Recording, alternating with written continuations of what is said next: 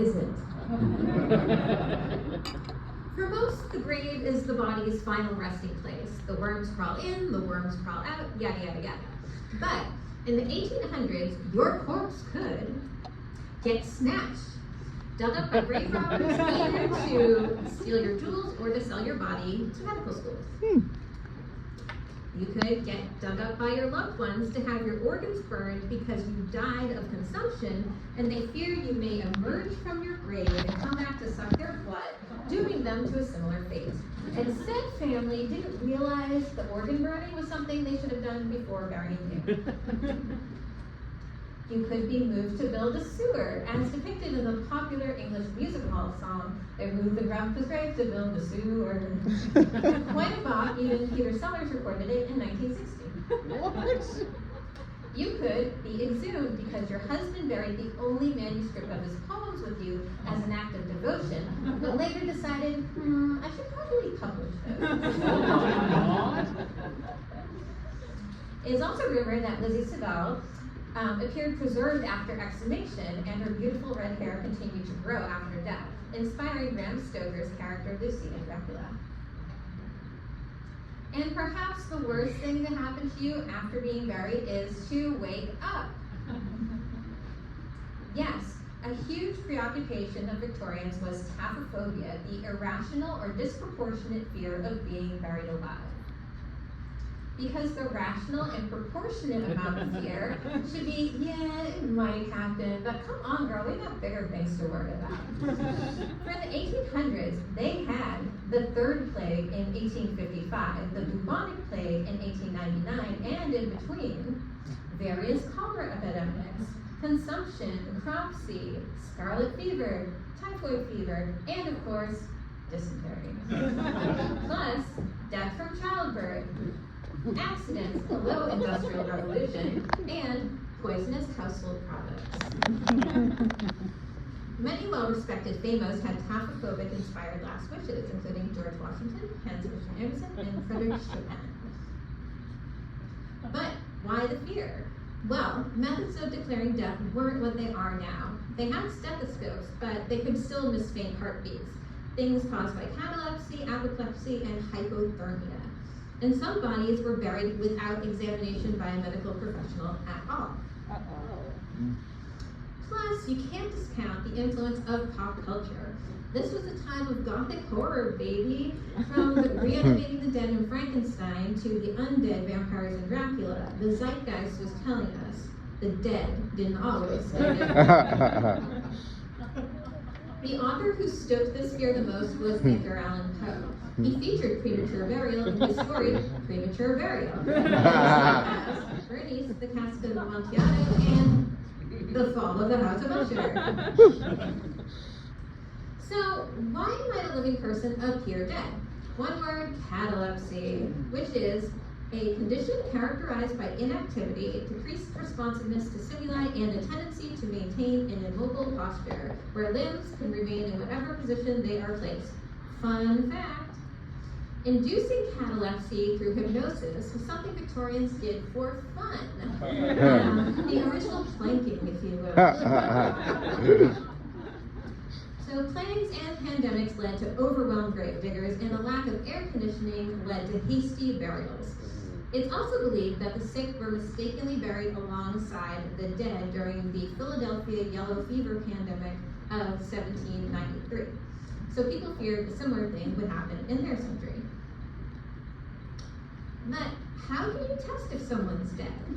Well, some popular methods of the time: mirror under the nose, loud noises, hot toast on the bottoms of the feet, boiling wax or boiling water poured on them, nipple clamps, hooking eyelids and lips to electric wires, post-industrial revolution, soles of the feet sliced with razors, needles under the toenails, a red hot poker up the wazoo, tobacco enemas, warm urine poured into the mouth, a crawling insect inserted into the ear, a sharp pencil inserted up the nose, tongue pulling, manual or mechanical, at least 3 hours.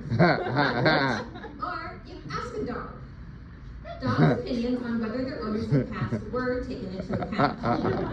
Nobody bothered to ask the cats. So the best indicator of death is putrefaction. Bodies were kept in waiting mortuaries for 72 hours or until decomposition, and a bell was attached to the fingers so you could tell if anybody moved. And just like flying, there were first class and economy sections for your travel to the hereafter. Cadavers in first class got nicer floral arrangements, which of course were to mask the stench of death. It stinks to be poor, literally.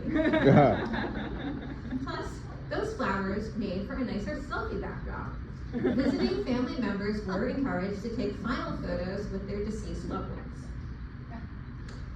In the late 19th century, two newish practices helped prevent premature burial. Although cremation had been around since the Stone Age, the first American crematoriums weren't built until 1876 and in Europe in 1878.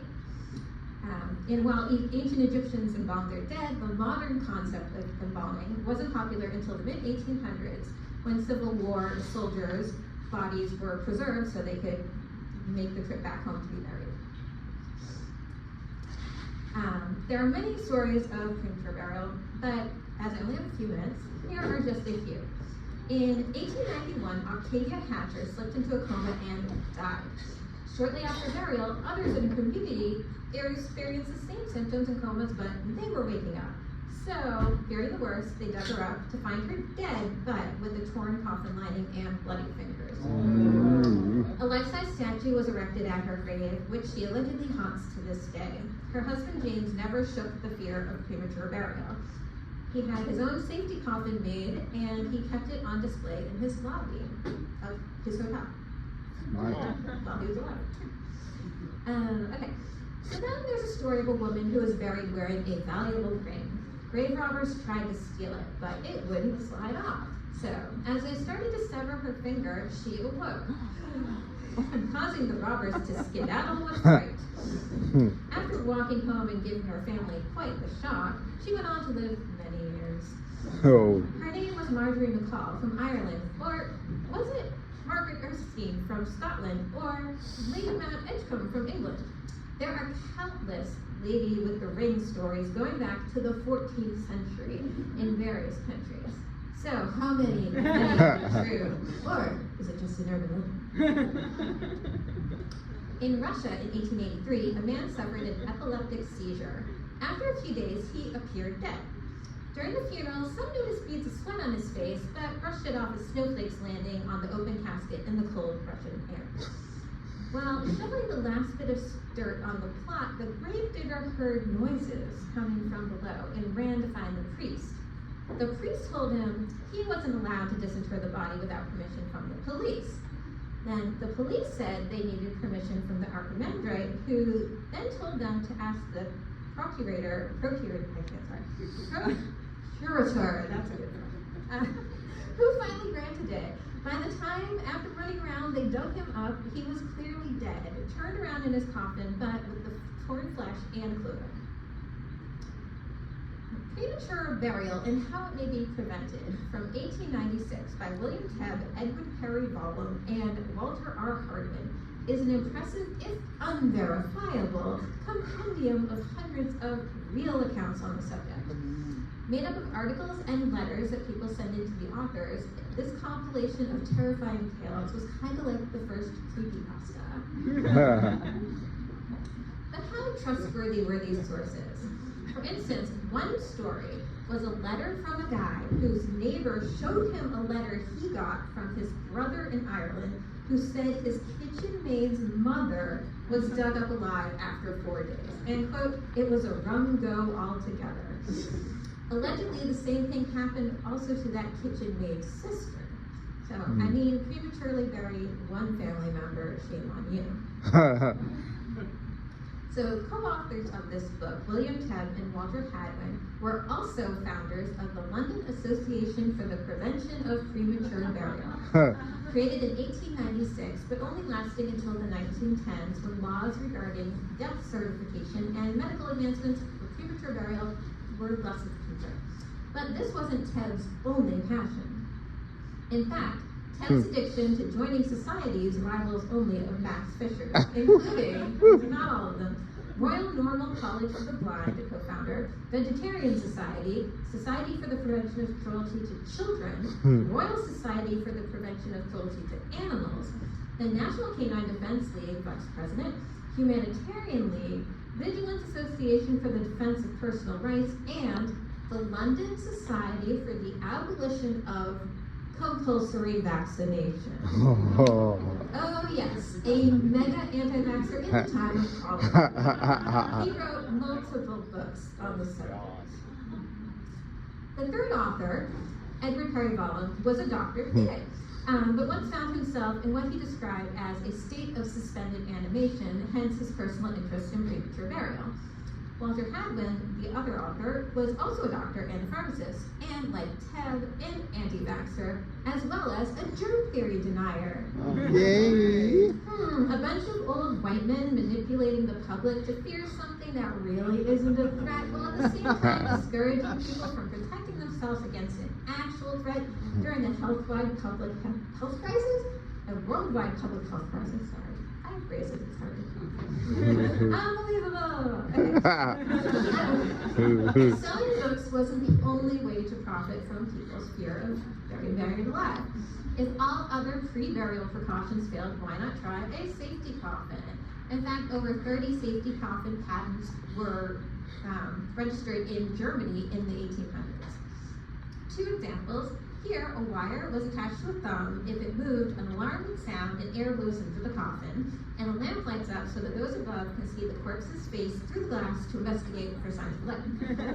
And this one, the undeceased has the option to climb up a ladder, or, if not feeling up to it, ring a bell and wait for rescue. Nowadays, fear of premature burial isn't really a thing. Victorians may be shocked to see how far medicine and science have come. They may also be shocked to see now some decide to be buried alive for fun and money. It's now a popular challenge on TV shows like Fear Factor, Dragula, Traders, and whatever this Mr. Beast is. People were even buried alive as a promotion for that Ryan Reynolds movie. What? In 1884, Joseph Dyer died after being thrown from the carriage and was buried. The next year, his parents heard a rumor that he was still alive. For shortly after burial, he was dug up by medical students and revived. Turns out Joseph Dyer didn't live up to his name in the end. Nowadays, medical schools don't need to rob graves. Many people choose to donate their bodies to science, like me. And much like how I made this Victorian mourning mantle out of an old blazer and thrifted evening gown, I'm all about recycle, reduce, reuse. I have an organ donor mark on my license, and I want to donate my body, the ultimate final act of upcycling. So let's raise a glass to the memory of anyone who may have been buried alive and to the scientific advancements which prevent it.